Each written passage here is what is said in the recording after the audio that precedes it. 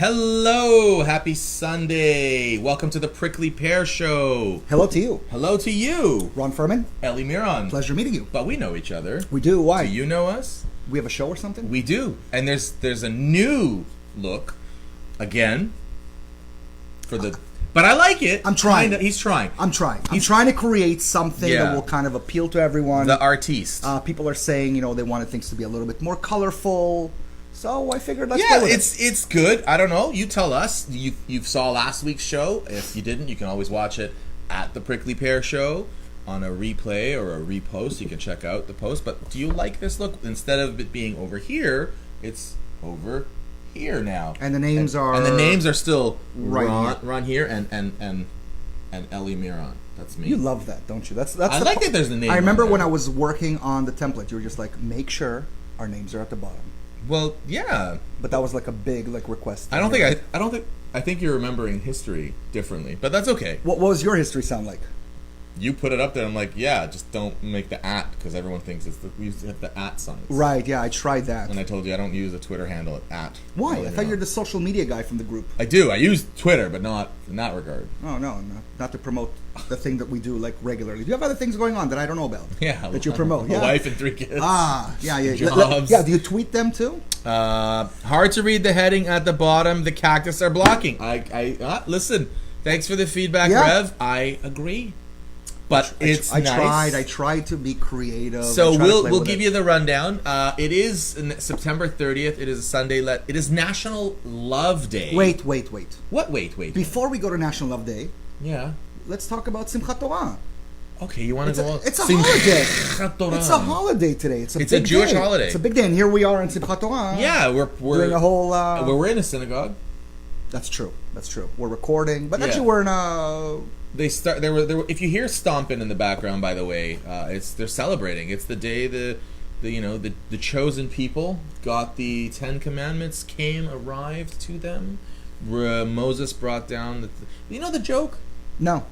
God was looking for the chosen people, and he said, "Look, I've got these commandments, and I want to give them to you." And he went to all these different groups of people, and they weren't interested. And he came to these Jewish people, said, "Look, I want to choose you, and what's in it for us? Well, you get these commandments, and how many 10? So, so we'll put up. What's the price? Well, what's the price? Well, it'll come on a tablet, and what's it cost? And he said, free.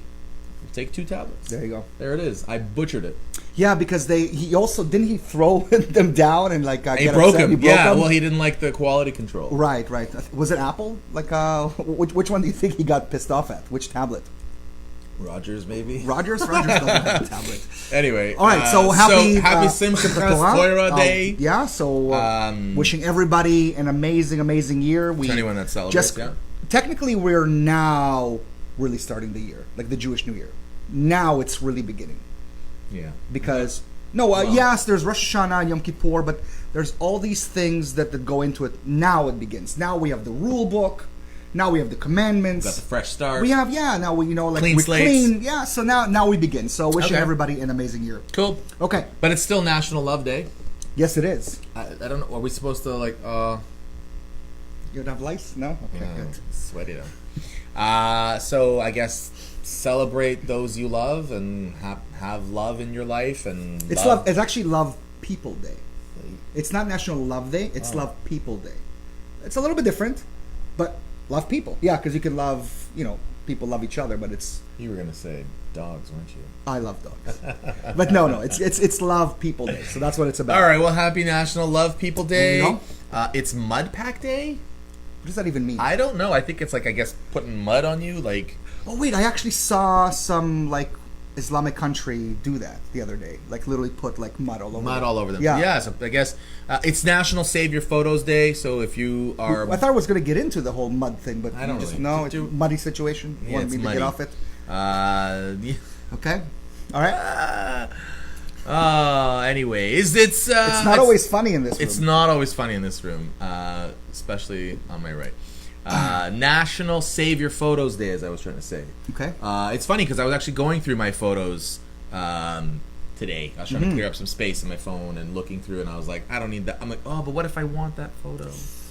So Yeah. I'm a keeper in that regard. I have a big problem right now, actually. Yeah. So before I came here, I was supposed to send pictures, for my work through their Dropbox.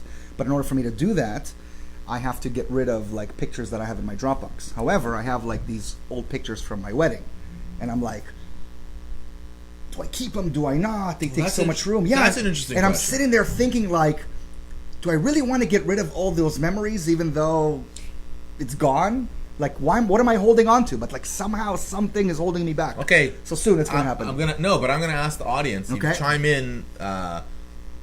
Should he keep him or should he chuck him? He's not married anymore. Yeah, that's right. I'm not married anymore, but I don't know those memories. I The don't know. memories won't disappear. Do you I remember know. what happened? Oh yeah. I remember what happened afterwards. And jury. So I remember a lot. Liana says you paid for the pictures.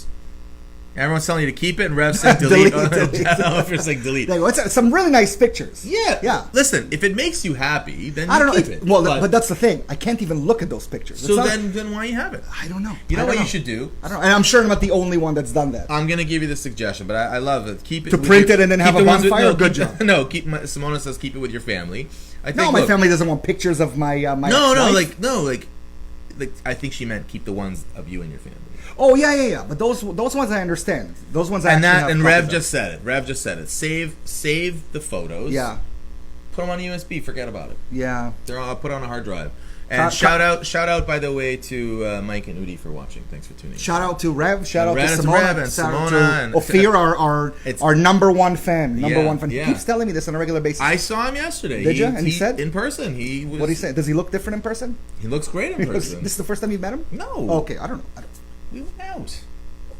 Correct. That did happen. That's true. We did go out for wings. I do remember Save that. the pics. Keep the pics. Okay. Put them on way. Use your phone properly. Done. You know what I mean? I will do that. It's a combination of the two. Look, I have photos from my past with exes and things. Yeah. I don't keep them from. But there's something more troubling about the fact that it's a wedding and a wife. It's true. It's all mental. Yeah, it's all mental. 100%. Yeah, I would not think I would not think for a second to keep anything of like ex-girlfriends or anything. I don't really need this, but for a wife, I don't know. Like I have a huge photo that my friend Melissa Gorlicki did. Shout out to Melissa, who did for my wedding, and it's just a beautiful picture. Okay. But it has my ex-wife in it. But it's art. So it's art, but like I have to look at that art and go. You don't have to look at your art. What do you mean I don't have to? If it's there, you just take it off the wall. It's off the wall. It's in storage. But I so you're not even looking at it. What do you care about? But I'm saying like the idea that I even have it, like I should burn it somewhere. Like have like as I said, have like a bonfire, a celebration, some sort of a divorce. Listen, like, I'm not going to put anyone on the spot, but I know there are people who are watching who were in previous relationships or whatever. Mm-hmm. Maybe you've been married, a divorced. But do you keep any of those old photos and memories? That'd just be interesting to know. I don't think there's anything wrong with it. I don't think it has to. It was a time in your life that at that time it was very joyous and very important, and it's a period of your life that you learn something about yourself. You keep it, you hold on to it, fine. You don't have to look at it every day. I know, but nonetheless, just the idea. But anyways, I need to use my Dropbox. So now you're giving me an idea. There you go. Yeah, because literally today they're like, "What do you mean you can't use your Dropbox?" Just put it on a. Yeah, thanks, story. Rev. Thanks for the idea. Cool yeah, I'll do beans. that. All right, so let's listen, we got the rundown here, so you can see the colorful rainbow of things to Ron's right. We're talking about the Cosby Showdown. I like that. I should put somebody else's face on it. The showdown. I want to put your face on it. This way I can laugh at it every time I look. My face? Well, the funniest face I know. I'll just kind of go to the, like I'll hover over like here and be like, ooh. Does that look good? That looks terrible. I don't even know what the hell you were doing. You want my face on there? No, we're talking about the picture. No, we were talking about the Cosby Showdown. No, I was the photo in the. We're not even the Cosby Showdown, sir. We have something that we need to do. You skipped it. I skipped it. We have there's a challenge today. Can you guys see this? The Hubba Bubba Challenge, the Bubba Gum Challenge, because it's National Chewing Gum Day. Thanks for getting me back on track. Of course. I'm so excited about the show. I just want to do it. But what we decided to do was we're gonna live chew gum. So I tell you don't to chew gum with your mouth. It's a challenge, right? It's a challenge. We want to do these little challenges just for fun, just to kind of get things organized. Sorry, 2. Are we doing 2.5? 2 and... I don't know. This is a lot of gum. Winner gets to chew that gum later. What do you think about them apples? I paid for it, so it's technically mine either way, but fine. So so what we're gonna do is you already started? No, I kind of. So we're gonna put 2 pieces of gum into our mouths. I've never noticed that they had like a. This has some kind of max outrageous original flavor. Yeah, it's got some kind of chewy. You know, it's funny. Like we had a hard time finding Hubba Bubba. Like we had a hard time finding bubble gum. Everything they have is like for breath. Right. You know, they have like all the chiclets. I'm partial to Bubblicious, but you know, they didn't have Bubblicious. Didn't have Bubblicious. No, they barely had this. Only one in one flavor. Yeah, in the original pink. So the goal is to what? Make a bubble? Yeah, to make the biggest bubble that we can. We're watching ourselves here down below, so we can kind of double check. But why don't we ask the audience who can do it? You can vote it, and then do you have a good bubblegum story, or like making a bubblegum, making bubble? Do you have any funny stories? It exploded on my face. Okay, and I got it in my eyebrow. I used to teach my sister how to do it. Yeah, and I remember she needed to know how to do it, and she just sat there in front of me, tried. Yeah, took the gum, and all of a sudden went. And spit the gum right in my face. And until today, yeah, she's not allowed to chew gum beside you? No, she laughs at this. At that like idea? Every time there's bubble gum, she just like goes back to that point. That's funny. So I don't know. Right. I'm putting it in. Okay. So we're not rude. It's bubblegum day. Yeah. So and if you want to take a picture of yourself doing a little selfie bubblegum challenge, if you have gum at home. Okay, that's the first piece. Into the second piece. So right away. Yeah, big. Okay, fine. Yeah. I don't know if I'll be able to talk.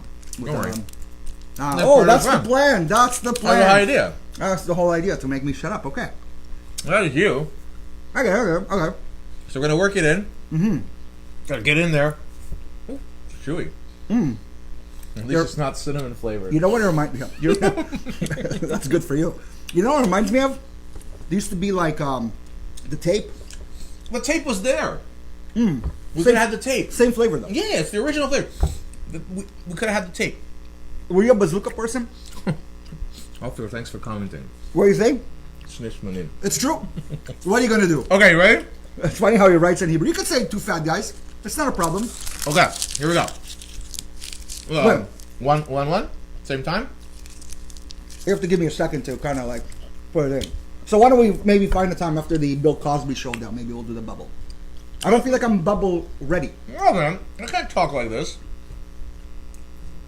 Why? Really? Okay. You want to do a show like this? Okay, fine. So we're gonna do a big bubble. But the whole idea is to do the challenge. It's so big right now. I'm trying to. I'm not used to this. I'm not used to big things in my mouth. Right? I'm gonna do a tester. Okay, try it. Yeah.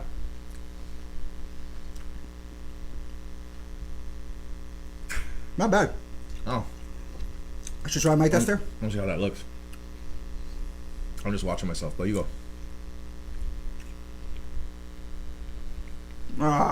No. It's too big.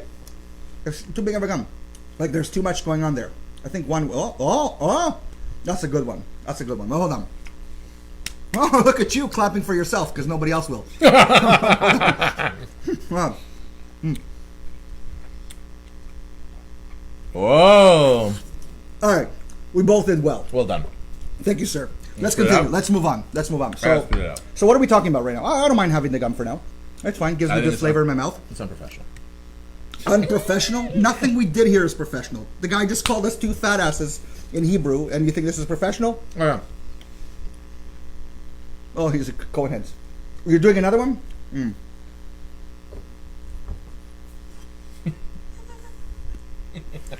Okay. Back to the show. Cosby. Right? Cosby. By the way, I wrote this midweek, so I had to prepare for it. So Cosby was sort of the story of the week, but the Kavanaugh thing kind of took over. But I still want to stick to Cosby because I feel like we're never going to get an opportunity to really talk about it. Right. So why don't you at least introduce the subject? So the subject matter, as you know, the daddy of TV, one of the most famous dads in America. Mm-hmm. The Huxtables. The Huxtables, yeah. By the way, I was such a big fan of the show. I love that show. Got his pudding popped. You're waiting. I was waiting for that. You know how many jokes you could do with Cosby? A lot. Jello. Okay. Oh my goodness, you're in jail. Okay. So yeah, he got sentenced to 3 to 10 years. 3 to 10. Yeah, which so is an 3 on odd good number in its own right. That's such a he's no. There have been many significant likelihood that he may die in jail. Correct. And this is of course stemming back to he's now convicted, but the allegations of sexual assault and harassment on these women and. But it was only for one, the 2004. Yeah, the specific one. So my question is, and basically on it, okay, he's convicted now for one of those in 2004. Right. But there has been so many, especially even with the model Dickinson, who came out and talked. By the way, she said something along the lines where that she fabricated her story a little bit. Or at least this is what I read somewhere, and I'm not 100% sure. Could very well be. I've met her in person, living in Los Angeles. She wasn't very nice, but that's not what I'm basing my opinion on. Right. But I could see her fabricating just based on her personality. But here's the deal. So, I mean, this is like, given the climate of Me Too, fantastic. No, I'm going to keep doing it. I'm glad you're taking it and seriously. nobody would... But given the climate of Me Too, given the climate of all the things that are going on, this is I think, an important... decision, and it's an interesting decision. I think a lot of people are upset by it. You got that in, by the way. That was well done. Thank you. Nice. Okay. So is this a sign of is this a victory of sorts, or is yeah, it's a victory. I just think it's a very small victory. Okay. Yeah, because I mean, because he's 80 years old and. It's got nothing to do with his age. He still has to pay the price for what he did in the past. Right. And you know what? He was, in some ways, the moral compass back in the day. For sure, right? He was America's dad. Not just that reputation. He acted like America's dad. I remember growing up, I was a big fan of Eddie Murphy, and he used to have, I don't remember if it was Delirious or Raw, and I think actually he spoke about Bill Cosby in both of them. And how Bill Cosby came up to Eddie Murphy and tried to give him advice on his comedy. And told not to curse. Yeah, don't do this, don't do that. Right? Don't be that character. And here you have, well, it's not like Eddie Murphy has clean hands. By the way, he has a very firm handshake, Eddie Murphy. Yeah, I got to tell you, he's a very, very strong man. It's my claim to fame. I shook Eddie Murphy's hand and he squished it like a little baby kid. Anyways, so he played that role of like being that the moral compass, and now we find out like about all these allegations, and we knew that he was cheating on his wife. Like there were many stories about it, but we didn't know the extent. But how do you feel about the roofie thing? Like, I mean, there's a reason why I'm bringing it up. The roofie thing, in my humble opinion, is awful. Like for someone to roofie somebody. Yeah, of course. But is it different than basically really raping somebody without like like I'm giving an example. Like there's so here with the now it's horrible. I'm putting it out there. It's completely horrible. Don't worry. Like I'm gonna fall into something. Yeah. So he basically, it's kind of like a lot of guys get girls drunk to try and get with them, right? It's a way. It's a kind of a way to get them to be loose. Now, of course, a roofie is something completely different. Please don't misconstrue what it is that I'm saying. Right. But is there somewhat of a difference between like a roofie or someone that literally took a woman, like who was, they were both like not drunk, not stoned, not anything, and tried to rape her? Is there like a difference in the way we see things as opposed to, well, he gave her a drug like alcohol, like got her stoned, like something, so we can look at it a little bit different. I think You're kind of following what I'm saying? Yeah, I think I'm interpreting what you're saying. Okay. So, I'm not saying that it's any different. I don't think it's any different because I think it comes down to intention. Like, why are you slipping this person something in the drink? Because you want to take advantage, right? Of course. The person who does it straight sober by force wants to take advantage. No, but I don't think there's any difference. I remember when I was younger, there were many guys when we used to go to like a club or whatnot, Energy, Palazzo, Paparazzi, all those places, and people were like, I'm gonna buy girls drinks, and at the end, they'll want to be with me, and this was their way of picking up a girl. And in my opinion, that's not that much different than a roofie. You're trying to get her to make... Listen, it's a little different. I think it's different. I think, the idea of going out to a club and interacting and dating and not that I was a big clubber, but when I went, like the thing that I look at it from a totally different lens. Because I looked at it like I knew that there were girls going to the clubs and they wanted to meet guys or whatever. Right. And the really big idea, what I'd heard from a lot of girls and girlfriends and whatever was that really they're looking for someone to buy them drinks and have, basically supplement their evening entertainment for free, right? Right. So they get all dressed up. Is that fair? That's also not fair. No, but that's power to them, right? If there was a way for someone to go out and be like, hey, man, just spend a little time with me, make a little eye contact, and I'll get you a free dinner or whatever. Like, I don't know what. Sure. It just never happened. I don't know. I'm surprised, but okay. No. Well, I've had a free dinner, but... oh, yeah? Yeah. She's your wife now. It's okay. It's your money, too. Yeah. Keep going. Fair okay? enough. Okay. No, I think, listen, it's different when a girl gets dressed up. But I know girls in the past, friends of mine or whoever that is, they're going out, they want to have a nice time, and, they'll get dressed up, they do a little flirty, guy buys me drinks, hey, I saved 20, 30, 40 bucks, I had a good time, I was social, I had fun, but you went home safe, right? Right. Now, just because, that was the other thing, just because a guy buys someone a drink, she suddenly owes him something. You know what I mean? That's the mentality. So this is my. I know it's not what you're saying. This is my. No, but you know what? Since you brought that up, this is my perception. Right. That if I buy you a drink, meaning and you accept it, you almost accept the conversation to happen. Because that's the idea. It's not like... Well, I think I'd owe you some time to just say, hey, I appreciate you buying me the drink. And it's weird that this is the concept that we're getting into. But so someone like Cosby, just what he would do, he used his power and his fame and his everything to sort of say, I don't need that. I'm just gonna, I'm just gonna drug you and then do what I want. No, it's awful. Like I'm not saying it, but I know that. Is there a little bit of a difference? I'm saying though. Because you asked about like you posited the idea of like someone who aggressively assaults or rapes or something like that, right? Without the use of drugs, right? No, there is no difference. There's no assault. difference. Okay. I don't think so. Listen, to me, it's very cut and dry. He did something beyond horrific. I think the part where people. By the way, I actually feel, and this is just my personal opinion, that getting a girl drunk, like to a point where she and then taking advantage of her is. It's almost crime. just as bad. It's a crime. But I don't think it's a crime, though. It should be. It's not because the girl allowed it to be. No, it's not necessarily a crime. The girl allowed you to buy her a drink. I've never when I go out, I never drink. No, right? Listen, anyone who goes out and has a drink and says, "Hey, can I buy you a drink?" Whether it's a guy buying a girl a drink or a girl buying a guy a drink, whatever the situation is. You trying to tell me our audience never brought a drunk girl home? I don't know. No, I guarantee you. I never almost. Did. We didn't need the word drunk in there. I'm sorry. Thank you. No, I'm playing around because but listen. Here's my point on the matter. No, but I'm just saying. Like there are many. Like I used to have an actual kind of this thing going on when I lived in Los Angeles. I don't drink, so right. And the club that I used to go to, or like kind of a bar, was right underneath my house. Yeah, and I would that was your move. My move. Upstairs? No, my move. Go back to my place. Well, my move was to get there for like around 1:00, when all the idiots paid for drinks for all the women that were there, and I would just come down like completely sober, like I already rested. I slept, just before. This was like my Friday night. That sounds pathetic to me. Why is that pathetic? I went down. Can't you woo a girl?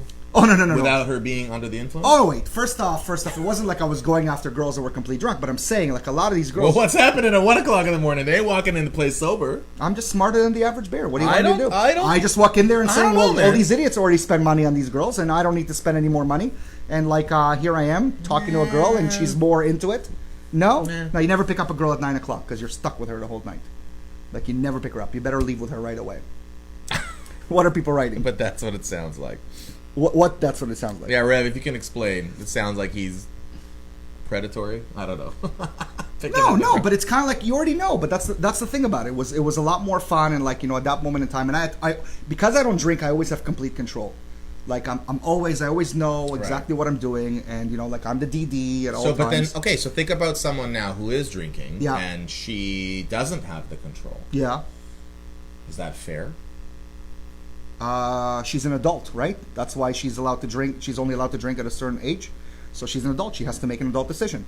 Yeah, but she's that's why girlfriends. That's on her. Nobody shoved those drinks down her mouth. She did it herself. She knew what she was getting into. Same thing as a guy that's drunk. He did it to himself. If a guy says, "Oh, I'm sorry for being aggressive," or "I'm sorry for being," you did this to yourself. There's nobody else to blame. That's a very slippery slope. Why is it a slippery slope? Because then victims of sexual assault or crimes or rape or whatever that may or may not have been drinking You're saying that's their fault. No, if the guy is assaulting the girl that's drunk, that's the assault on him. But if she's under the influence and she's having fun and she's touchy and he's doing anything back to her, I don't think he's that much at fault. You think you're putting the blame on him for that and saying, "Oh, you took advantage of somebody that was drunk"? Yeah, but I think that is taking advantage. I think if you're walking in stone cold sober at any I'm time, always stone cold sober. That's your thing. That's me. Fine. Yeah. I'm just saying that I think in a way, to me, respectfully, that sounds like you're taking advantage. When you go to a on a date. No, hold on. Let me finish. But that's the difference in a date and that. No, you're going out. You're going for a listen. If you're going to whatever coffee bar, okay, yeah, you're sitting there getting your mocha lapa whatever, right? And then in comes a girl, and she's sitting down, and she's having a coffee. You can't talk to her. You can talk to her for sure. So what's the difference there? The approach. What's the difference between the guy that hangs out in the coffee joint? When you go to a coffee joint, you're not necessarily going to pick up a girl. Maybe I know people that they're do that.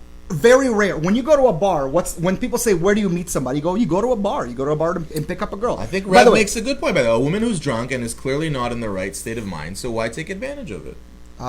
That's what guys and girls. By the way, it works both ways. It's not about necessarily taking advantage of it. It's more like, hey, I came out here to have a good time. I don't know. This person's a good time. We can have a good time. Yeah. But I think the difference listen, I remember those days. We wanted to meet someone. We wanted to be in Wait, but if we want to talk about like morality, of course there are times where like, listen, the girl is completely drunk, Ron. It's not, don't do anything. No, of course understandable. We're not talking about like those ones. We're not talking about, and not only that, I cannot stand the smell of alcohol, that breath, the way they act. Like I can't. Even my ex-wife, I hated being with her when she used to drink. Right. Like I hated it. But I'm saying clearly that's not the point. Okay, I'm saying at the end of the day, I'm Furman. Is there a woman that's in the right state of mind? Very funny. Well, it's clearly my brother. That's family. That's family there. By the way, he's in Israel right now. Yeah. Giving you a call out, Chaim. Yeah. He's in Israel right now watching the show live. Yeah, thank you. Yeah. Because I don't know what time it is over there. Yeah. Get a job. Go to bed. Look, I think at the end of the day, it comes down to the whether there's alcohol involved or not. Right? The idea that I'm going to go out and get what I want. Yeah. Is wrong. When you look at, I'm saying, I'm not talking about you now. I'm bringing it back to Cosby, right? Okay. Oh yeah. Okay. So the idea is don't put me in the same no. Yeah. Please. No. Yeah. No. The idea that I'm going to go out and get what I want and do what's good for me and makes me feel good, and I don't care about any repercussions. Everything be damned. Right. No, there ain't no room for his Jello. No. That's the thing. So I totally get it. Like, my whole thing is, I think he should have got a lot more for that. Because I don't think it should be 10 years, because he did it to so many women, ruined so many lives, and I was such a big fan. I think a lot of people were. It was hurtful when the allegations first came out, and it was hard to see his face kind of go to jail. But like then I said, you know what, I have to separate myself. Like this guy played a character on TV I fell in love with, but that's just it. It's a character, right? That's the thing. I think that's the misleading part. No, but he was always that type of person. No, I don't know. I mean, listen, I've heard his stand up, and I've seen him in stand up, and it's he wasn't Cliff Huxtable in his stand up. Well, yeah, they were two different people. Well, listen, and one is a fictional character, but we saw him in our living rooms week in, week out, right, and then in reruns and all that stuff. And you have this vision and this interpretation. It's like okay. Wait. So I have a question for you. Yeah. Okay. So because we're clearly children of the '80s. Yeah. If all of a sudden Tony Danza, by the way, there's nothing about Tony Danza, but he comes out and something happens. Oh. Yeah. You go. Oh wait. Yeah. I kind of I figured that. Yeah. It kind of makes sense because he kind of played that type of character. No, he didn't. He played his character was okay. If you were to take Cosby, and you take like Tony Danza. I'll give you a better one. Okay, better God one. forbid on it. But okay, Mr. Rogers. No, but that's completely different. Why? By the way, he has actually an amazing story. Well, there's a documentary. I know. I know. Don't get into your stories, Ron. No, because the premise is it's not completely different. Yes, he played himself. Yeah. But at the end of the day, you're on TV. It's a character. These are versions of ourselves to some small degree, right? We are being truthful and honest and open. Right. Right. But if we're acting, you're channeling some kind of person vision, right? It's on paper. You're supposed to get into this. So it's like when actors, and I don't know many, I've met a few in my lifetime, but I know like when actors get called by their character name and not like their real name. Right. Right? I can't think of an example right off the top of my head, but like George Costanza. Okay, perfect. So you don't walk around saying, "Hey, George Costanza," but we do. Like, you know, fans of the show, we know Jason Alexander as George Costanza. We don't know anything else. He's not George. No. Right? And so at some point, if all you're watching and thinking is, "Oh, George," and you kind of have this opinion about what George was like, and George was, you know, a bit of a dick, right? So, and then you find out that, oh, he's such a nice man, he's such a sweet guy, he's the nicest guy in the world. So it's not entirely surprising. It was disappointing, and I agree with you. I felt like, Cosby. Yeah, like I'm not talking about I'm not talking about like the judgment. I'm talking about just when the allegation, right? Yeah, go back before time when you found out that this happened, and you're like, really? Yeah, you know, like a Harvey Weinstein type of story. Not surprised. Didn't surprise me. Not surprised. Sad, terrible. I hope he gets more. I didn't even have that connection like with him. Like, not even sad for him. Just but the idea behind, like, because it's. I think it's because we're blending the line between a character and. I think it's because of our personal connection with the person. I think we build. No, there's no connection. You don't have a personal connection with him. No, you feel like you have a connection. You kind of were a fan of somebody, and you kind of felt like you knew who they were, and all of a sudden it's like, what?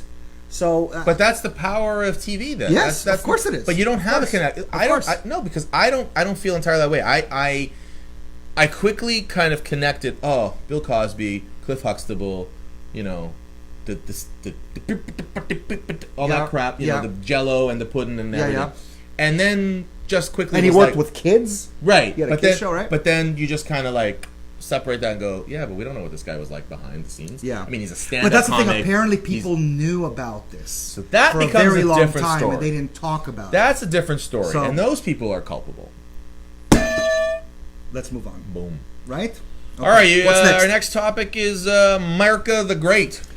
You know, the fall of a giant, maybe. Maybe.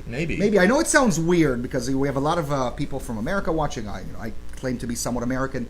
Well, you know, living there for quite some time. But and a very deep connection to America. I actually love America. I'm one of those people that really, really loves America, and I hate when people talk badly about it. But I'm going to. And I was always one of those people that don't call me an American. I'm a Canadian. Well, you're not American. You are Canadian. Yeah. And you have, but the rest of the world. Oh, you English? You. Right, but that's North American. But nonetheless. This is for Renat. He wants the buzzer. Renat, you want the buzzer? Oh, because he came here to press on it the other day. There you go. But we're not changing the subject. We're sticking to this part. We're still talking about America the Great. So tell me, why is she not so great anymore? I just feel like there's so many internal issues that are going on right now within America, and it's not necessarily just American. It's Western. Understatement, but yeah. The whole Kavanaugh thing that's happening with the judge, you know, the world is watching. You know, how we talk about our presidents. You know, like having that lack of respect, for example, for Trump. I mean, not that, you know, it's because of them. It's maybe he's at fault for that. Is he worthy of the respect? Some parts of him is, and there are many people in our audience that would believe that he deserves all the respect. Again, that's just your opinion, and it's okay, and I respect your opinion. I don't have to agree with it, but what I'm saying is there are certain things that, you know, it's like he is, at the end of the day, the president of the United States. And the same way that I really disliked Obama and disliked, you know, a lot of the things that he was doing, there was still some sort of like class and respect behind the way I talked about him. So on that note of class and respect, I think the difference is where I think a lot of people, including myself, have a problem with Trump is that he does not display. I agree. Those traits. I agree. For his office, the people around him, the country, but it's still. But I'm still the person that has to look at it with class. I don't necessarily care about how he acts. But you have it's to. more about me. No, because he sets the standard. But Obama was always presidential, and you knew that behind the back that little SOB was doing something. It's the difference between So there's a difference between disagreeing with policy, okay, and not liking the person. But I don't like the person. Right. I don't have to like the person. No, but the what? Wait a second. You're talking about one. Listen.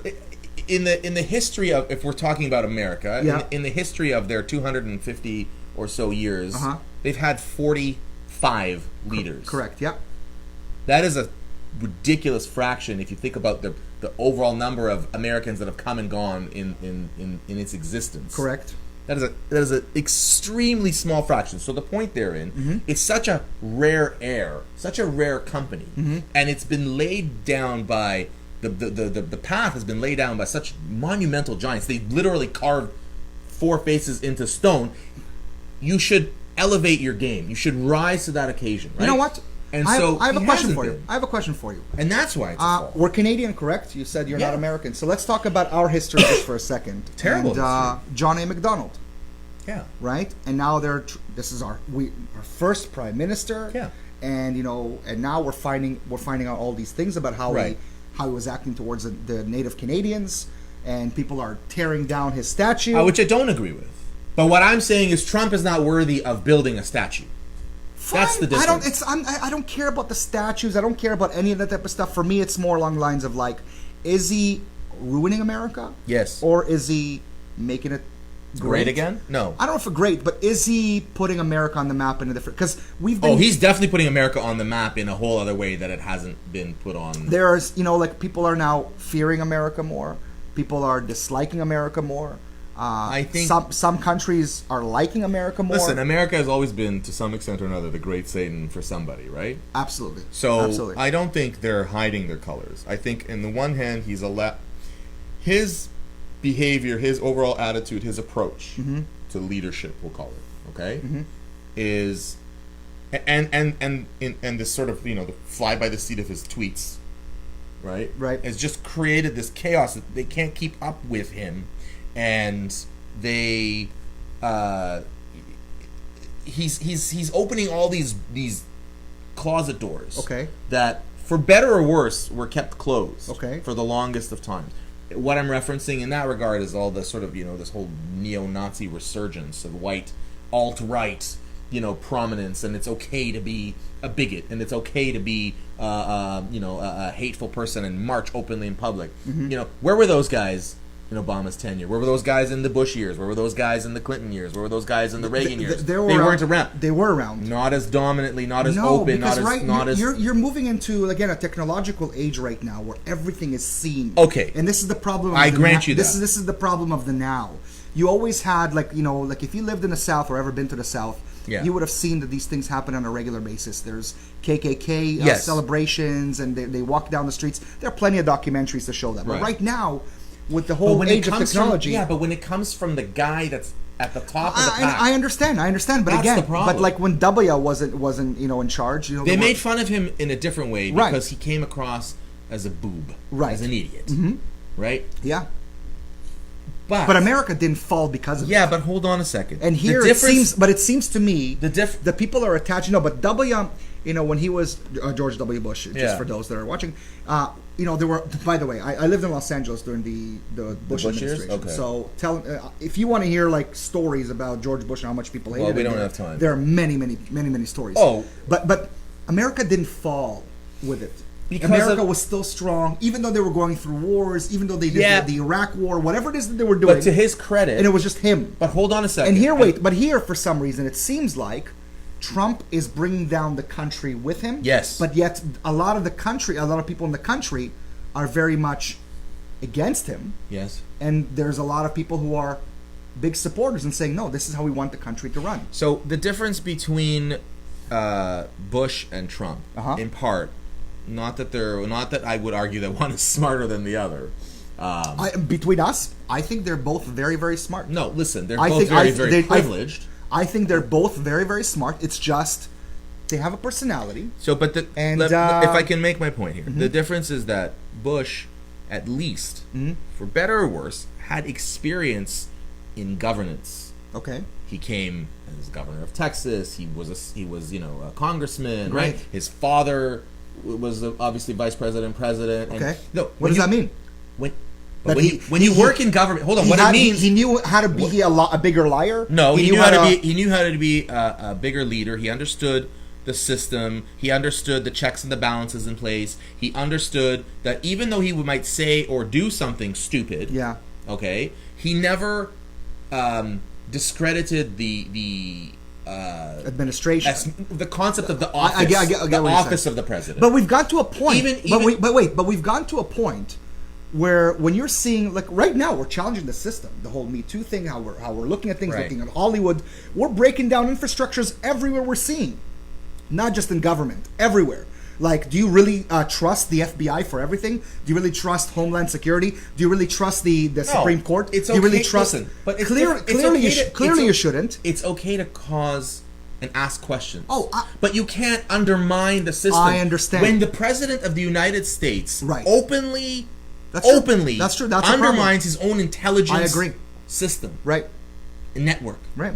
What the hell are you doing? I agree. It's kind of like, you have a job, you're working somewhere, and the whole time you're just talking crap about your team. Exactly. Right? I'm with you on that. So I can't go into a school and talk about how I'm a great teacher, but all my students are garbage and my admin is garbage, and I can't do that. I understand. Whether I feel that or not is irrelevant. But here's the question. I have to have the foresight. But here's my question. Does that mean then the school being now the United States is garbage because of this person? Or is it just, it seems that way? No, it's because, it's a complex question. Okay. The country is not garbage, but those who support this leader, his style, his politics, his gamesmanship, and how he's just literally, every time he takes a dump, there's new policy because he's got a phone in his hand. Right. That's a problem. We've talked about this. He needs to stop tweeting. Absolutely, 100%. But he... I don't want to hear really his opinions. His authoritarian... You know what's very interesting? I didn't really... Michael Bloomberg, former mayor of New York. Hopefully the next president of the United States of America, 2020. Probably not going to happen. Still want it. Yeah, I think a lot of people want it. But he put an interesting thing out there. He was talking about... And he knows Trump. Listen, they go back. They were in the same city for years and years. Of course. Similar circles and whatever. I think there was I was listening to Howard Stern, and there was a clip, and he was talking about Trump's style, and he doesn't like the fact that he runs the White House and his administration like it's The Apprentice. And it's, I'm not happy with you today. I don't care what you did for me. You're out. You're gone. You're done. Forget it. Forget you. Forget everything. And he said he's very reactionary, and he's not displaying leadership. He's not taking an initiative and saying, here's something I want to do for the country, and let's follow these steps to make it great. But you want to make America great? But I'm with you. But that's, in some ways, though. But that's the fault. But that's his way to success. So meaning by scratching the BS. By playing that character. Listen, he's very savvy. I'm not a fan of his. Right. For you to even sit here and to imply that I'm a fan of his, I'm not. I'm really not a fan. But I don't think that he's the reason that America is being dragged down. I think we're doing it to ourselves. No. I think it's not just him. No. I think it's us. I think we wait. Let me explain. I think the way we look at the world now, we're allowing look at the people, for example, the Me Too campaign. The women that are involved. These are. I'm all about the Me Too campaign, but I'm anti those people that are representing this cause. Look, so that doesn't mean that I want that the Me Too campaign doesn't mean anything. It just means that these people should not be in charge of it. But if those, okay, no, but you understand. I get what you're saying, but listen. At some point, to get a movement, to the forefront, you need some kind of character, some kind of charisma. Okay, you have to tap into a segment of the population, and say, I know what you're thinking, I know what you're feeling, and I'm going to actually say it out loud. And I'm going to represent you, and I'm going to bring you forward. Trump did that. Yes, brilliantly. Did that. Brilliantly. In the beginning. At some point, it became a farce. I don't think it became a farce. Because I think we're judging a lot of his things based on his character. No, it's not a character. It's who he is. When he no. Based on what I meant is his character, not like the character he plays. His character, but it's based on his character because that's how he deals with something. But here's the thing. This is how we communicate. Here's the problem. In the beginning, I mean, it's been somewhat documented by people that know him that he really didn't have an interest in running. He ran for the sake of a branding campaign. It was a brilliant strategy. Be like, who's not going to watch The Apprentice when, I'm running for president? And I've got that prestige. And then it was like, hey man, you're actually saying something that people don't. You know, he ran before that too. Yes, right? yeah, before. Yeah, okay. This wasn't the first time he ran. No, I know, and Okay. it's not even the first time that he even. And once he entertained the idea, and he's been recorded as saying, "I could run as a Democrat or a Republican, and I'd win no matter what." Right. And so that's that brash confidence. That's him. And that's fine. Yeah, that's fine. I think the difference is that when he started that whole business with the footage with Billy Bush on the bus and the grab him by the you-know-whats. Yeah. I thought to myself, there's no way he survives this from a political standpoint. Right. Because any other candidate, they're gone. Just that's toast, man. That's 50% of the voting population is totally should be looking right through you and saying no. But for whatever reason, it gets swept under the rug. He's very good at the. I don't think it's just him that's being very good at this. But again, well, he has a team. But the point is, I think America. people were looking beyond that, and look, I think if you retrospect, hang on one second. No. I think people went just beyond that. They didn't just look at this. Oh, he made this comment, or he's a jerk, or whatever it is. It went way further. They were looking at, you know what? We're not happy with the way America is right now. I agree, and we want a real change. It's very reactionary. By the way, this is real change. Yes, this is very reactionary. Yeah. But the part that I have problems like understanding is, you're 2 years in, you're not arguably better. Yeah. The economy is not doing better. Apparently it is. Well, but again, that you show me one poll that says it is, and I'll show you. Well, one then poll you that can't says say it it's is. not. If you no, see but they're one, not not creating a lot of jobs as much as he's found. Like for instance, his actions on Medicare have been affecting his base. There are people I constantly reading about. I supported Trump and now I'm going to be a Democrat because now I'm getting screwed because they realized that the math didn't add up. Right. Or they were on the cutting side. Or he promised not to, there's a lot of things. He promised to build a wall. I don't think there's been a blueprint designed for that thing, right? Everyone's going to pay for it. Like, the problem is it's his style, and there's this idea of, like, I think a lot of his supporters realized they bought into his crazy. They made a radical change, and they made a statement. There's no question that his election is a statement, and it's a wake-up call to the entire political system. 2020. Yes. Is he winning? If he runs... Yeah. What do you mean if he runs? He has to run. No, he doesn't have to run. He could walk away at one term. Oh, walk away. Yeah, okay. because the guy doesn't like to lose. Okay. And I really feel that if he runs, he will lose. Okay. But the problem is... So that's what you're thinking. Okay. At the current... The issue is that the Democrats don't have a candidate right now from anyone that's known and reasonably well-liked that could take him on and is sort of seen as like, well, this is a genuine alternative to this. So I wouldn't be surprised if he wins. But that's the thing. I wouldn't be surprised but if he that's wins. the problem, because now you have another reaction. Right. And now if you take a look at the left, it's becoming even more extreme left. Look at the person coming out of New York. Like you have, but that's the problem. But he's causing a huge divide. That's why I think that he will win. Yeah, I wouldn't be surprised now you're if he putting does. extra people now, and we're living like each time it's reactionary. I don't think he'll run. Truthfully, you don't think he'll run? No, he doesn't like to be unliked or disliked. Rather, he doesn't Correct. like to be disliked. And he's clearly disliked, and he recognizes that. I mean, he got booed at the United Nations, or laughed at the United Nations. Yeah, but it's the United Nations. Yeah, but still, the United Nations. Yeah, but it's by the leaders of the other countries of the world. Yeah. Whom, by the way, for better or worse, he needs to do business with. Correct. They don't take him seriously. I think they take him seriously. No, they don't. I actually think they take him a lot more seriously. He wasn't telling a joke, and he got laughed at. So what? No, that's a sign of disrespect. There's no question, and he needs to be disrespected. So he's not respected. Right. That means they don't take him seriously. But do you think that they have to literally make a policy? They then have a disrespect for the country that he represents, or is it just the leader? So it has to rub off on the nation, right? Because the nation elected him. Okay. Whatever percentage amount of that people were. Right. And those people bear responsibility. So I'm just going to finish off. So yeah. Trudeau, right? We both believe that has been not a fan, a horrible prime minister, right? Right.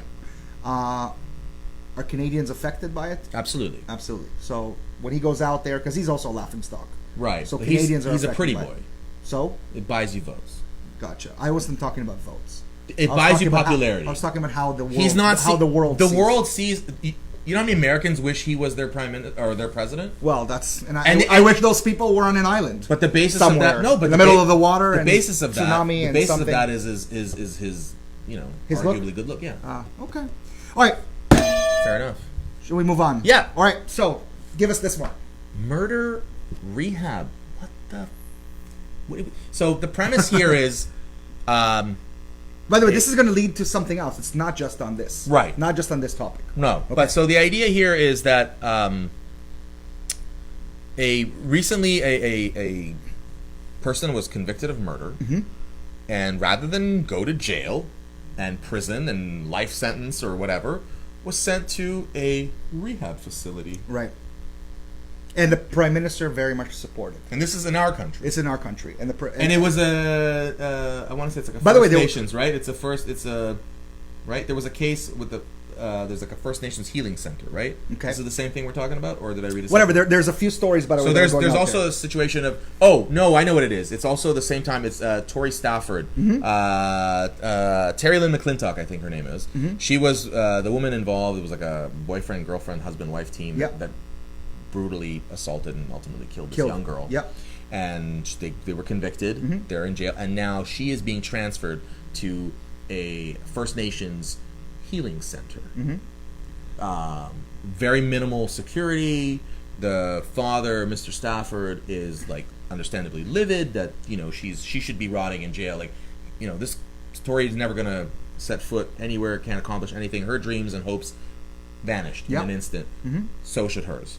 And so yes, and my sister says, pointing out that some of the apparently this healing. I like the idea of the healing center. Don't get me wrong. I think the healing center has some validity, and the idea of rehabilitation, because I'm jumping around a little bit. By the way, isn't the idea of jail in some ways to rehabilitate? It's supposed to be a rehabilitation center. But however, you're supposed to be behind bars. Right. You're supposed to be in some ways treated somewhat like an animal. But jail for the stuff for the stuff that you've done. And I don't. There needs to be a punishment. Yes. Because otherwise, what's the point? No, there's a reason why I bring this up. Yeah. Now, Why? This is a very sad story. Yeah. But this is where it it's a slippery slope, and the Prime Minister said the same thing about ISIS murderers.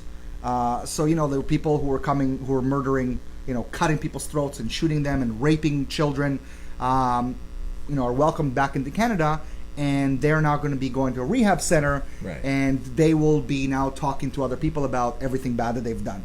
Now, I like this butterflies and and balloons and this idea of like lollipops and candy canes. I love it. As a friend of mine, not real. This is complete BS, and we need to understand that these people need to pay a price for it. I agree. But so can I? Yeah. I'll risk the devil's advocate component. Okay, sure. Okay, and I'll say that. Let's be super clear. Okay. That you're just playing devil's advocate. Yeah, I'm just. He does that on a regular basis, but now he's actually saying it. No, because okay. I want it to be clear that I'm not in support of the program. Okay. But it's making me think. Okay. Okay. So I hear people's position on the matter, and so to say that what the arguments for that would be. Yeah. Is jail doesn't work. Jail is not a place to rehabilitate. Jail is a place where you have multiple repeat offenders. So they go into this system, you theoretically get the crap scared out of you, you serve your time, you did your punishment, you get out, you're supposedly a changed individual, and you're going to be reintegrated into society. But the problem is society doesn't trust you, society doesn't want you, society doesn't need you, they've cast you out. For better or worse, right or wrong, guilty, not guilty, wrongful convictions, there's correct, yeah. Right? Yeah. So jail has a reputation for itself. Correct. So I guess the thinking is, well, okay, there's a burden, there's an economical cost to running jails and keeping these guys incarcerated for their entire lives. Right. So then the question becomes, at what point do we maybe think about, hey, let's try something else? I have something else for you. Yeah. And I'm not playing devil's advocate. And it's going to sound awful. I think that's just and what they're now, thinking. no, and I think it sounds awful. Okay. And I'm going to put it out there. Death penalty. Look, man, bottom line, you're trying to save money. You want to get these people out. You're saying they're not being rehabilitated. I'm sorry, but these people, many of these people, don't need to see the light of day. They need to be really punished. They need to be punished for the crimes that they've committed. The fact that but it's not. But okay, so to counter that, just again, Just, I see the smile because I could see that you're about to give it to me. America's had the death penalty for centuries. Yeah, I would argue they're an extremely violent country. Mm-hmm. I don't think it's a deterrence. I think if you're deterrence. No, I'm saying, but that's what it is. This person right now, but the crime who is raped or beaten up and killed this girl, right? In my opinion, should not be breathing my air. Right. In my opinion, right. This person, if I was the parent, I would like to choke the living crap out of her myself. Right. And I'm not the parent. Now, if we put ourselves in the parents' shoes, what are you gonna do? Well, maybe they need to rehab. Maybe they need to go to some center and become better people. You know what? It sounds nice. But if the goal is taxpayers' money is also going towards that rehabilitation. But where's the punishment? I understand. Where's the punishment? And there needs to be punishment for something else. So I understand what you're saying, right. And I want to take it. Should we punish? Should we completely scratch out? Because what's happening right now is we're literally going out there and rewarding murderers and saying, like, the worst thing that you can do, and we're saying, well, this system doesn't work and it's costing us a lot of money. By the way, the money shouldn't be the issue. It's not the issue. Okay, but you said it was. So, well, I said it's really about. I said that people say. Right? Okay, let's be clear. Okay, people say. My opinion. My whole thing is now again. It's never going to be a perfect system. I have not shared my opinion. It's never going to be a perfect system. No, never going to be. And you know what? What I'm saying is, like, people can go out and say, well, what about those that there was a story not long ago about a person who was at 14 was convicted of a crime, right. And 27 years later still he's not guilty. They found that he wasn't, and he spent time in jail. Awful story. Right. No question. Imagine they killed that person. No, but that's the thing. So that's why it's kind of. But here, you have the proof. So there's certain things like this person here. You have complete proof that this happened. But so okay, what do you do with this person? You reward them? No, it's not. I don't think it's rewarding. I'd like to go to rehab. I don't think it's rewarding them. Really? No. You're giving them a life. You're giving them a chance. How is this not rewarding them? So I want to. Okay, no, but what I'm talking about even ISIS. Forget this. No, forget this because ISIS. You could say no, but I'll say ISIS because ISIS we know. But ISIS is terror. Oh, so that makes difference. There is a distinction. So between murdering and raping, yes, but there's an ideology behind it. So let me explain what. So let's change the ideology. No. Gonna be all right. Let me explain what I'm trying to. So there is I can draw a line between the two. Yeah. Okay. So I will admit that I don't know too much about the Torrey Stafford killing. I know what I remember reading, but essentially this man and woman team. Yeah. Okay, whatever they were, boyfriend, girlfriend, husband, whatever. Okay. Got drunk or high or whatever, but predator. They no question. They lured this girl. They did unspeakable things to her, and they ended her life. Yeah. For nothing. For nothing. There was no ideology behind it. Wait, just a second. Hold on. You don't have to agree with me. I raised my hands because I'm like... Because I want to say something. Okay, the people in ISIS claim that it's their moral and religious responsibility and duty. They're chartered basically by God to create and cleanse the world. They'll use the word. I was brainwashed by these people. This is the society that I lived in. Just a second. And like I didn't know good from right. There's a difference. Good from wrong. You have to. I am not saying what they did was better than or less than. It's horrible. It's awful. It's disgusting, and they should be unquestionably punished. But there's a difference between a movement like ISIS, which is, for better or worse, an attempt at a politicization of terror. Their goal is to create a caliphate, a ruling of the universe, if they could, to say these are our beliefs and this is how everyone needs to behave and do. And those who can't, it's off with your head and see you later. Okay? Now, the difference between that and proselytizing and spreading your message and creating a religious alternate universe that you're going to live in versus these, again, for various reasons, serial killers, rapists, violent offenders who are doing it more out of an impulsive thing. Okay, I don't know who you're defending here. So I'm not defending. No, but I'm trying to. I'm trying to figure out. I'm saying that your argument is a little bit flawed. That because I don't have a problem saying that the people who represent ISIS, have one fate, death. But people who murder, kill, and rape, I don't agree entirely, but I can understand the concept behind wanting to rehabilitate. Right. Do you understand? Like, I'm not saying it's right. I'm saying that it's not. Listen, I have a personal experience with prison in the sense of I have someone close to me that has been to prison. Mm-hmm. I can tell you that this person was not rehabilitated, and was not reformed, but I also know genuinely this person did not like the fact, is not proud of, is deeply hurt by the fact that they went to prison for whatever crime they committed. Aww.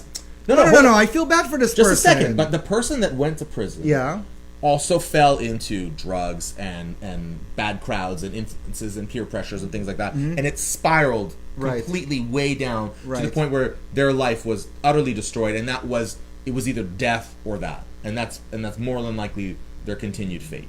Okay. I'm being ambiguous because I want to protect their people who know me. I don't know like what to I'm call about, on the death of people, even though I did it, even though I said it. Right. I see that the death penalty for a lot of things. I just think that because I think the problem with a death penalty. Okay. No, I just feel like when it's something like this, you go, why does this person deserve to I get live? it. You're saying, look, it's black and white. Here's the proof. There's no question. Nobody denies it. Nobody doubts it. If you don't Everyone deny agrees, they admit to it. Whatever. Yeah, that's it. But you know how? Again, I just think that doesn't make us better. Like I'll give you an example. I live in that. Charles Manson. Right. Okay, so he just died last year, right? Did he die? Yeah, he's dead. Yeah, he died last year, or this year, but meaning he just died. What do you mean just died? Recently. Like recently, as in like months. Okay. Yes. Yeah. All right. So he just died, and Americans were paying for everything there, for him to have the TV, for how many years for him to be in jail? Right. What for? This person deserves to live. This person deserves to have that life like this. No, off you go. What's the point of keeping someone like that around? What was the point? I don't understand. Now again, am I saying kill it? No, but I'm killing everybody. But the alternative is listen. So, but again, so who? How? I guess. Look, it's not. I'm going to say this. It's not going to be a perfect system. No, but how do we decide who lives and who dies? I think that's a big problem with that. Well, Kavanaugh can't make that decision, right? We can agree there. We don't know. He could be the one. But all right. Anyways, there you go. Let's move on. Okay. It's an interesting topic. I'll give you that, and I know we said move on, but I just don't think it's as cut and dry. It's not as cut and dry, and I can say it. It's not as cut and dry. Okay. But do I believe that this person needed to go to rehab? No. And I'll leave it at that. And do I think the ISIS people need to go to rehab? No. No. There needs to be a punishment for those actions. Okay. Needs to be something. So the stripping of your rights, the locking you up in a cell 23, 24 hours a day. No, I think that's a waste of time. I think you need to be in deeper trouble. I mean, that's the reality. What about putting them to work as making them like slave road crew and pit crew and giving them a skill, but making them slave labor? Does that work for you? You don't want to hear my opinions on a lot of stuff because I'm going to sound even worse than I did now. Let's go. Let's move on. All right. The Russian Amazon. That's the green one, guys. You didn't get that at first, right? You were kind of like skeptical about the idea of why we're talking about the Russian Amazon. I'm still not sure why. You're still not sure. Okay, so but is bold beautiful? That's what my. So Russian Amazon. It's she's. I think her name is Natalia. I forget her name, and she's this Russian. She's this Russian woman who you'll see this going viral. She works out. She's this huge girl. I mean, she's just like she's big. She's huge, but I mean, she could kick. There's a fad, and there are people who really love it. Yeah. But what is she doing to herself, and for what? Like in some point, it's sort of become a freak show. I think. Well, just so everyone can follow, we should have probably posted it earlier. But we'll put the link up so you can see the video that Ron's talking about. It's basically a woman. Yeah, it's just a woman, and she looks like Amazonic, right? Because she's very Amazonian. Amazonian. There you go. I knew that there was something wrong with it. Yeah, not Jeff Bezos. Amazonian woman. We're talking about Amazon. We're not talking about Jeff Bezos. She's just this huge woman. Yeah. And. So I saw photos of her when she was younger, and she looked beautiful. prior to working out, and it kind of went extreme. And now she just looks like mountain. She likes to work out. And I totally get it. But the problem is it's not so much about the working out that I have a problem. There's clearly a lot of men who want to work out and look this bulky. Yeah. Clearly it's different a little bit for a woman, at least in my opinion. In your opinion. Just my opinion. Because I think there's something masculine about it. But again, it's just my opinion. But she's literally working on plastic surgery to change her face completely. So, but there's like a different nose. But that's too. I think because you're hitting on two different parts. She still wants to be feminine, right? She still is doing all these surgical procedures. It's her perception of feminine. Yes, but I'm saying can somebody come up to a person like this and go, what it's are you not doing? Your business. I totally understand it's not my business, but I'm saying there's I don't know. It kind of made me cringe, not because of the fact that she was bulky. It's funny because I actually cared about it less. Right. It's the amount of work in terms of plastic surgery that she goes through to try to look like a woman. But she's not. She is a woman. To try and look more feminine. What do you mean no? There's a reason, because at some point she didn't have breasts at one point, right? Because it was all muscle, so it didn't have breasts. So what did she do? She got a boob job. So what? So she's doing it. The lips, the nose, the stretching, everything. All of a sudden, it's like she just looks How different is she from half the women that you lived in LA, from half the women that live there and didn't work out? You want to have a conversation about them too? I'll say the exact same thing. I think I'll say the exact same thing about them. Plastic surgery is... but you should have seen this woman. No, I saw the woman. I saw the clip. I didn't see the before. So beautiful before. That's your opinion. Yeah, but she looked so... I don't know. She was... Look, I know somebody... I know somebody, not very well, but this girl that I went to school with, she got into bodybuilding, right? And but the competitions, the full on the pageant, with her, you know, with the and I was like, wow, you know, when I saw through Facebook, that's how I knew about it. When I saw that she was competing, part of me was kind of fascinated, what, wow, wow, great, and then part of me was like, she's wow, in shape, okay, fantastic. yeah, and then part of me was like, she could kick my ass. But is that what you were thinking? That's not what okay. Well, she's got more muscles than I've ever had in my life. I think many women have more muscles than you ever had in your life. That's a different story altogether. Keep going. It's for a fear who call us fatties. Thank you. No, look. At the end of the day, that's not my thing. That's not something I'm into.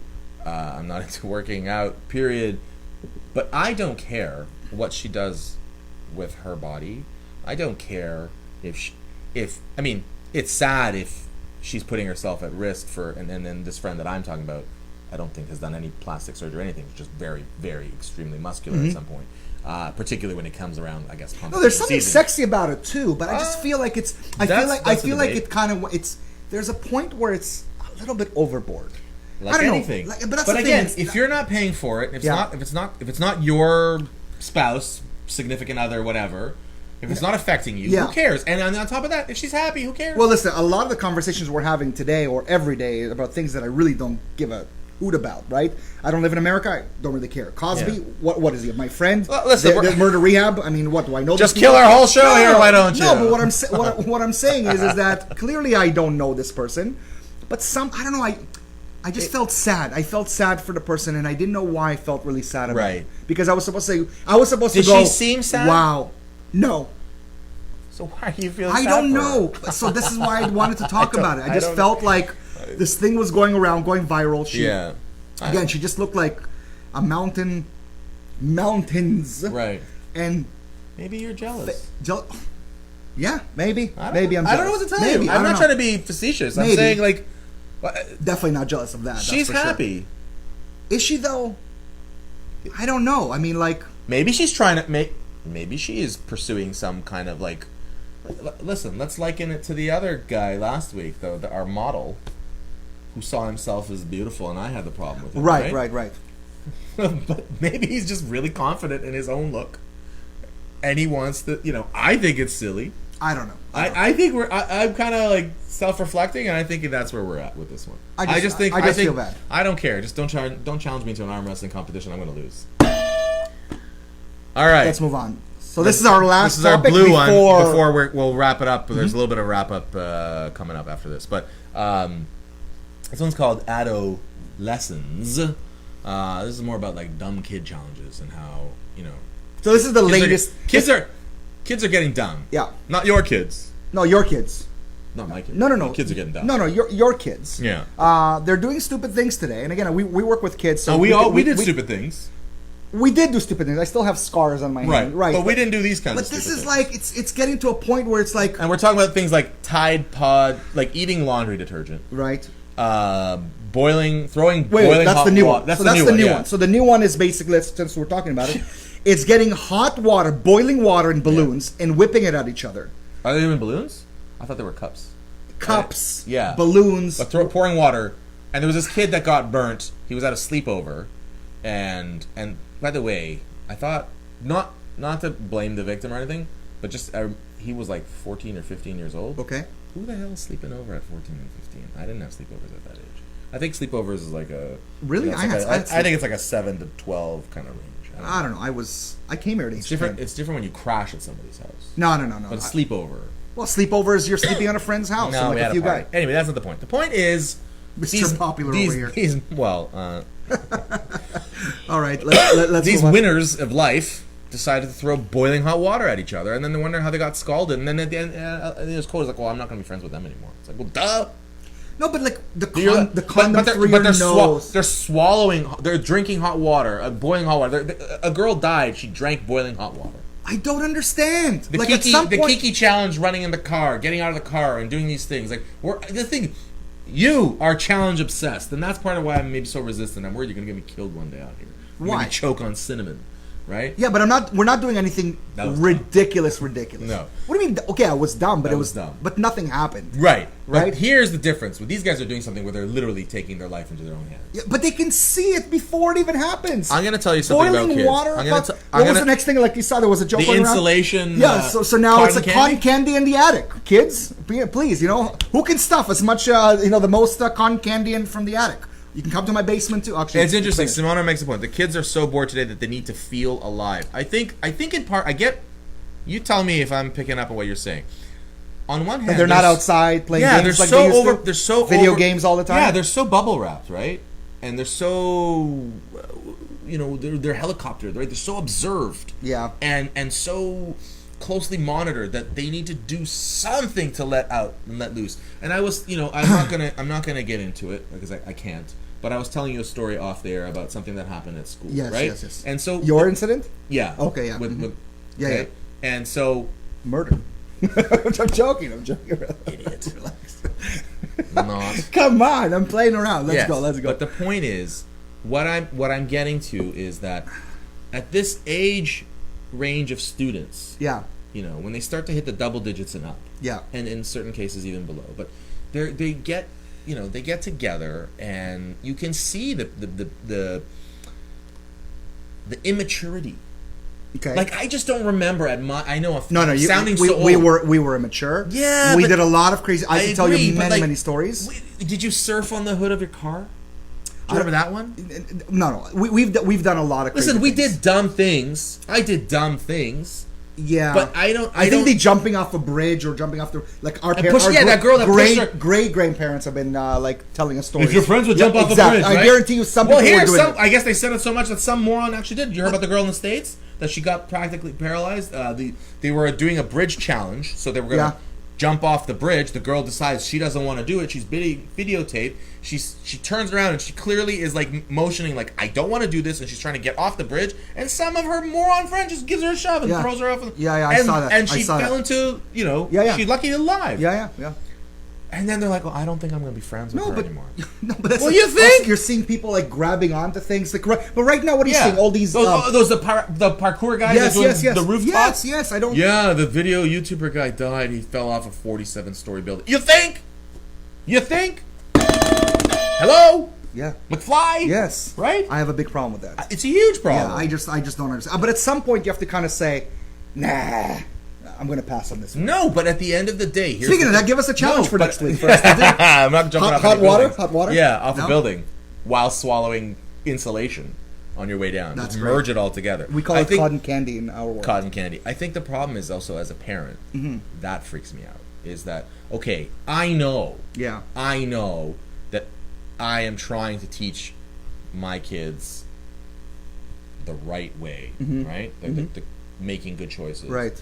But there's such an influence out there. Oh, there's no question. And I'm seeing it. Like, I'm seeing it in that world, and it's frightening. Yeah. That, like, I know at this point but they're 5 and less, that, you know, they're not doing things consciously. And then when you I think that's the part that freaks me out, is there's a conscious decision at some point, no matter how influenced or whatever, I will drink this boiling hot water. So at the same time, though, I feel like there's also another thing happening, another wave. So today, when I was teaching, so I don't know, because I don't teach at a public school, so there's certain things I'm not really familiar with. I do everything private. Yeah. But the way it works out, there's like Orange Day, right? Orange Shirt Day. Yeah. So all the kids were talking today about this Orange Shirt Day. Yeah, it's tomorrow. Tomorrow, right? So they were all talking to me about it, and like, you know, we're going to wear the orange shirt. It's for anti-bullying. So at the same time, there's sort of like a counter over here, right? Where people are saying, you know what, like, we're not going to stand to those people who are maybe forcing us. Because if a kid wanted to be why do we do certain things? By the way, I used to use a knife to like cut myself to write my name, because that was like the cool thing to do. Yeah, I know. See, that's what I'm saying, doing dumb things. But I was the one cutting. I didn't let somebody else cut me. Not that it makes it much better, but I was in charge. Because you were in control? That's right. Okay. That's right. A little bit different than somebody whipping hot water on me, right? Yeah, but there's a difference to feeling control, and the motion and the movement to sort of say, hey, we're going to try and, you know, counter these effects, because we have to. But not just because of, hey, listen, I don't teach lessons where, hey, guys, don't drink boiling water, although, you know, because that's just insane. Yeah. But the idea of, like, don't bully each other, well, that's a societal piece that's also as important. I think it's also because they're so connected to each other. Everything goes online. Boom, poof, it's done. Yeah. You know, one wrong move, like, it used to be spreading rumors, and it used to be, you know how you do, I saw this post, ironically, on Facebook, back in the 80s, how we used to delete or unfriend, scratch their face out in the yearbook, right? I saw that, the 1980 hair? Yeah, if only life was like that. Right. But that was like, that was the end of the world. But we're also getting into so this is a true story that happened to me the other day. Like, I almost got into a fight the other day. Yeah. And I haven't been in like fights since God knows who, you know, how long. Crazy. Yeah, but like but here was a person who basically approached me and started talking crap to me the other day, and I walked over there to try and, you know, see if I can calm him down. And what did they say? And then just before, he goes, "If you punch me, I'll sue." Right. I was like, you're the one that instigated this. Yeah. You asked me to come to you, and you wanted me to take care of business, and then you're throwing in my face you're going to sue. Listen. And that's kind of like the new norm. Like we did back in the day, used to solve problems like this: punch in the face, few teeth falling out, done and done. That's you can't do that today. That's not how we solve problems. No, that's not how we solve problems. No. This is like the olden days. This is how we used to be. It's not how we solve problems. How do we solve problems? Through talking and caring and listening. All right. Last segment. Okay, because we are running. Yeah, we went a little bit over. So we appreciate you guys sticking with us. Oh, we still have 4 people, and your sister included. So that's cool. That's great. All right. So this is the part of the show where we kind of go through these quick ideas, and is it a big deal or no big deal, right? Right. By the way, if you have any like suggestions on, like, we're wanting to go with, like, you know, prickly or sweet. But, yeah. You know, we had all these weird ideas about, you know, giving it another name. But you went with what, like Biggie or Tupac? Well, because we're talking about Biggie, no big deal. Biggie, no biggie. No, I like it, but I don't know how. Is it Biggie or Tupac? But that would mean Tupac's not a big deal. Not a big deal, right? He's a very big deal. Yeah. Especially anyway, on the West Coast. So super quick, we're gonna go through these. I'm gonna run it the other way. Okay. Leafs and Raptors, for our sports fans, have arguably one of the most loaded lineups in each of their respective sports. Amazing. In decades. Amazing. Big deal, no big deal? I think it's a big deal. I think it's a big deal for this town. Yeah. Actually, what I found really weird the other day, I was looking at like the worst teams in America, or like in North America, and Leafs in Toronto was number 25 on that list. Yeah. And it was the Leafs, and I was like, what? Yeah. Like 25? We should be like number 2 of the worst, not winning for all these years. But I think it's amazing. I think that the city really needs a good sport teams, especially when it comes to Leafs and Raptors. I think that's what people care about. I think you always want to have competitive teams. But we have like known names. We have a name with like having Matthews is one thing, right? But so I think with Leafs in particular, having been more of a hockey fan for longer than the Raptors fan, it's interesting. So like, I remember them back in the early '80s and late. I try to forget teams. The 80s. Yep. So, but I remember like it was in the '90s. But Eric Lindros, right, Hall of Famer, was a Leaf. Yes. I only wish he was a Leaf 10 years earlier. Right. When he was past his prime. Right. So we were getting the names. We'd go out and buy you could buy the Yeah, but he was already not the name. But this is what I'm saying. Yeah. So this is part of where I'm kind of like, I don't know if it's a biggie. Because I'll tell you what, I'm just, again, for me, it's a tempered excitement. Right? Really? Why? Because we've had teams that were arguably really good, one game away from going to the finals. Yeah, 1 year, 1993. Couple of years. What couple of years? 92, 93. 92 we didn't. How far do we go in 92? Same semifinals. 93, 94, I think it was. No, 93, 94 is what I'm talking about. Yeah, that's it. No, 92 they were in the playoffs. Yeah, but being in the playoffs doesn't mean it's the same. It's core. 1 year that was good. Anyway, the point is, it's great to have the names. The ironic thing is, like with the Raptors trade with Kawhi coming in, right? I don't really care, but I think we got a better player. Like I wasn't so upset. We're talking about the year. We're not talking about like the future. No, but we're talking about this year. I'm excited for the year. I'm excited to watch the games. I'm excited to go to a Raptor game and see a Kawhi Leonard there. Now, do I think he's going to sign? Do I think he's not going to sign? That's a different conversation. But we're talking about the season, something to be excited about, and seeing a good team. Yeah. Being a Toronto fan, I'm not really a Toronto fan. You're not. But being like someone from Toronto, I'd like to see Toronto do well. Yeah. And it gets even me excited. I'm like, great. I'm proud of them. Yeah. Cool. Let's go. So, city municipal elections are coming up October 22nd. You should vote, no matter what. Get out there and vote. Speaking of somebody that didn't vote during the elections, but yes. Couldn't physically get to the polling station. Yeah, because there were, only 1 day to vote. No, there was I didn't take advantage of the advanced polling, you're right. Because my intention was to go and vote on Voters' Day. We definitely agreed to vote. The problem is I don't think we as society know enough about our candidates. Right. I don't think we know who the counselor is. Is it a big deal that we have these elections? Do we really care? Like, should we care? I know we should care. We should definitely care. So, I think big deal? No big deal. It's a big deal to some, not a big deal to others. I think it's not a big deal. Is it more important than, say, the Prime Minister or even the Premier? No, because those are like real representatives that you want to hear from. These are there's a lot more behind those characters than the ones in our You don't think that it's more important the city that you live in, your immediate neighborhood, how that's taking care of the infrastructure around you versus definitely, but it's our relationships with. But I don't know really what's going on. Like what would stop someone from not doing it? Even when I vote, for example, let's just say conservative or liberal or whatever it is. Yeah. Like I don't really vote for, like, for example, I voted for conservative this year and I voted for Gila. Yes, shocking, right? So I voted, but I didn't really vote for her. I mean, not to offend anyone. I was voting for the conservatives, and she just happened to be the name on the ballot. That's a different topic. Could have been anybody. That's a different topic because that's the way our system is. You want the party, not the. So my point is, it's like I wanted to go more for the representation. Yeah. Now, I think we should. I think the representation is important. I think you want someone that's going to I agree, but I don't know what they're doing or what they're not doing. So I don't know. I don't have that relationship with people. Right, I guess I'm not much of an adult yet. Maybe not a big deal. Maybe not a big deal. All right, cool. Nuit Blanche. Yes. That happened just the other day. Wagaf. Have you ever been? Yeah, years ago. What'd you think? Really? I liked it. I had a good time. I thought it was great. I remember watching. But I went a few years. No, I've been a few times. It just kept getting worse and worse, in my opinion. Terry, are you watching?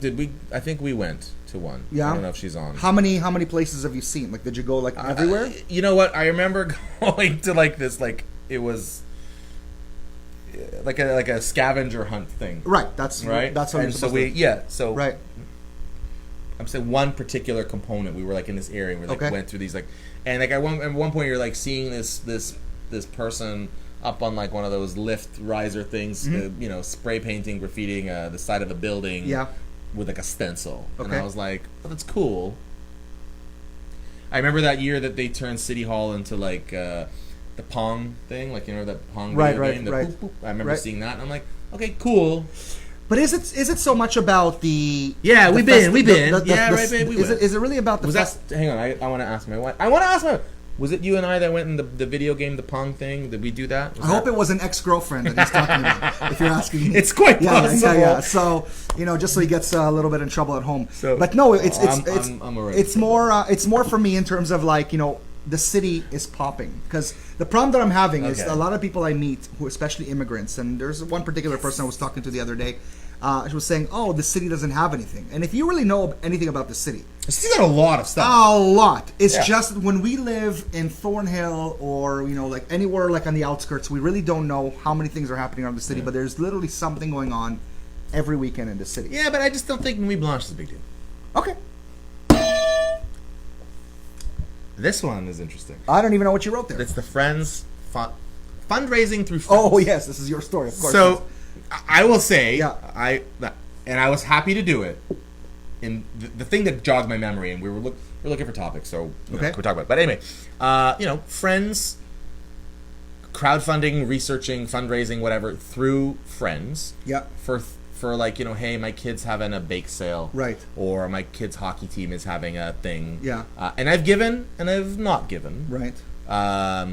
But, like basically using our friends to fundraise. Big deal, no big deal. I don't think it's a big deal. I kind of like it, and I think this is really how it's community. It needs to be this way. So should we ask everyone to throw some money our way to make the show better? Hell yeah, this is where I'm going with this. Right? Oh my God, you actually gonna do that? Yeah, for sure. You want to No. support us? Give us money. No, I don't think But so. it's really about watch. well, yeah, but watching is in some ways support, and sometimes it's financial, and sometimes it's not. Listen, I'm all about it. Now you have the right to choose whether Yeah. you want to help or not. I had a friend. I don't like the sneaky one. I had a friend who I love who had a really sneaky way Okay. of putting something out there. Yeah. And I fell for it. Yeah. And I just felt weird. I was going to help either way. Right. I just felt like I fell for it. And it was somebody like, if you're a fan of this player, get in touch with me. So I was kind of like, oh, maybe, like the... Meet and greet. Maybe there's something, right? Yeah, I don't know. okay. And I was like... And the thing is, I wasn't, like, such a big fan, but I was Yeah. like, great. Like, I'll message. And I private message. He's like, oh, okay, well, welcome, Ron. And it's like, well, we're raising money right now, and the winner is going to be receiving autographed picture of this specific celebrity. I'm like, oh, are you in? And all of a sudden, you're like... Don't you No, I want. Now again, I didn't have a problem giving money. But Right. I think if she would have asked without it, Right. I would have been more likely to give quicker than to feel Sure. So trapped. for into me, it. But yeah. very clever. It's clever. Very smart. Yeah. You got me to click, so I'll Listen, give you props for that. So I think depends on what your catch is, Mm-hmm. right? Like, I literally today gave my friend money for his son's hockey team. Hope the $18 went far away. It was a little more than A that. little more? $19. But I'll tell you why. Why? Because they did something that was interesting to me. A little bit of a gamble involved. Okay. There was a hockey pool. I thought it was a creative way. So it's like join the hockey pool and have fun because that's something I enjoy. Okay. You get to get whatever chance and enjoyment out of that all season long, and the money that you're putting into it goes towards partly to pay out the pool and then partly to so for support the you, team. it's about what you might get out of it. That's what it sounds like to me. In this particular instance, Okay. he could have said, "Hey man," he never would have done it to me. He could have said, "Hey man, listen, my kid's son's." My son's hockey team, we're doing a fundraising thing. He could have sold me anything. Yeah. He could have said, I would have just given him money and I don't want anything. Gotcha. Because I love him, I like him, and I don't care. Okay, right? gotcha. So, but that's fine. But I've been approached for like other things to be like, hey, can you throw some tickets our way? And if I can, I will. And if I can't, I won't. As someone Right? that's But done I'm a liking- GoFundMe campaign. Yeah, and I've done that. And- So I've done a GoFundMe campaign, but Yeah. I did it out of, literally was for charity for someone they lost their home in a fire. Right. But What if you do something that is not like heroic, like sending kids to go play in New York? Like, who the hell gives a crap? But at the same time, it's important for those kids who want to go to play in New York. I'm And not it's important saying for those no. parents. I'm not saying no to charity. I'm just saying the idea of like this fundraising with friends. Yeah, like just this idea. Like I think it's fine because at the end of the day, you want to go to your friends now, especially. So I just want to say, Yeah. I kind of had listening to you talking away, talking about the underhandedness, if you will, of some Yeah. of your friends, how they did that to you. It kind of reminds me of like sort of like when you had your buddy who was in a band. yeah, Hey man, come watch me play. right. I think we went from hey man, come support me and watch me play. Hey man, come watch our show online every Sunday. Right. To hey man, give me a couple of bucks. But it's not the same. It's not the same. I just think. It's not the same because I'll give you an example. Like when I. By the way, have you noticed we haven't talked about mental health for a very long time, right? Thank God. Yeah, but no. When I was attempting to make the film, Yes. I wasn't selling myself, and I wanted the audience to understand. Yeah. It wasn't really like, oh my God, give me money for me to use. It was more along the lines of like, I'm going to represent you. I'm going to go out there and do all these things to me Right. for mental health. So it was really about the cause. It wasn't so much about me. Yes, I'm the one that had the fundraiser. I'm the one that put it all out there. But bottom line, it wasn't so much about me.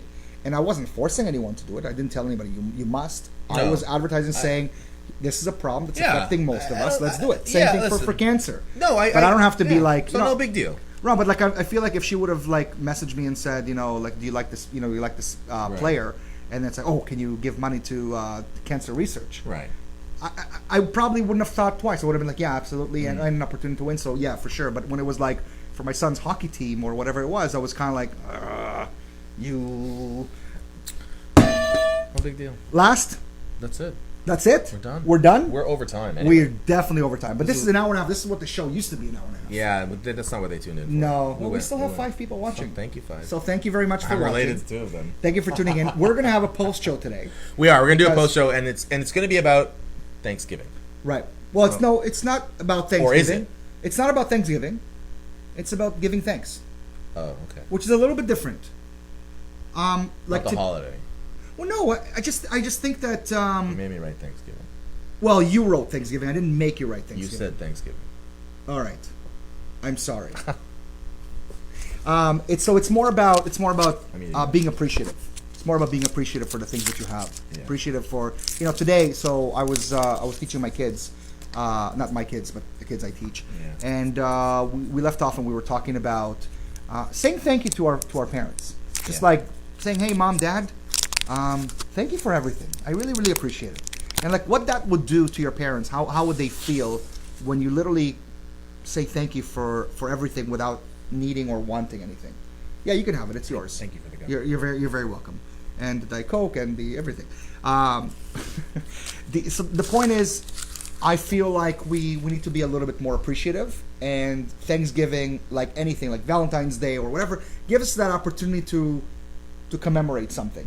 So since Thanksgiving's coming next week, I figured this would be a good opportunity. But really, this whole season, and when I mean season, like Rosh Hashanah, Yom Kippur, Sukkot, Simchat Torah, all that, is all about the good deeds. And it's all about reminding us to do that. And I feel like it starts from the beginning where, like, thank those around you. Like, thank you for being a part of the show.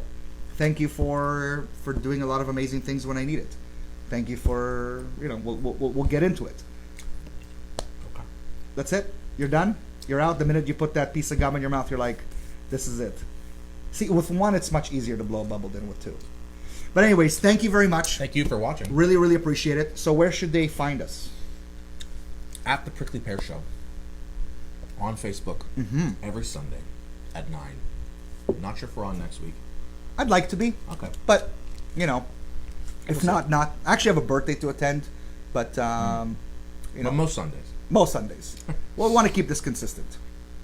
And you can follow at Twitter and Instagram at The Prickly Pear, as in 2 of us, as in Ron Furman.